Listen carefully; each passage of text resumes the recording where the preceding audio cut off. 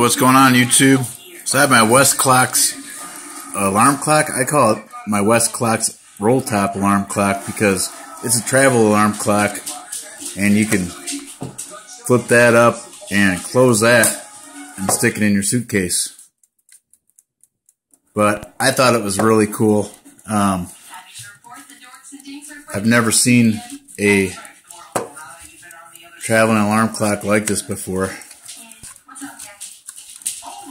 It's hard to do this one-handed.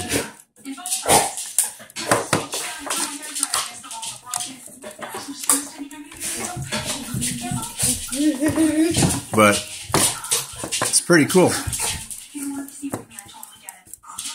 It keeps good time, it winds up just fine, and it ticks away. Are you doing a YouTube video? Yep. Can I put my hand through it? What does that do? It's an alarm clock.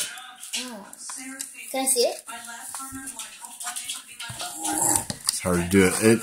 It's hard to do it one-handed, but anyways. That's all I got, YouTube. Hope you enjoyed this. I'm going to give you one last view of the face. The awesome face. Made in America. Alarm functions work great. Next time, YouTube. Peace out. See ya.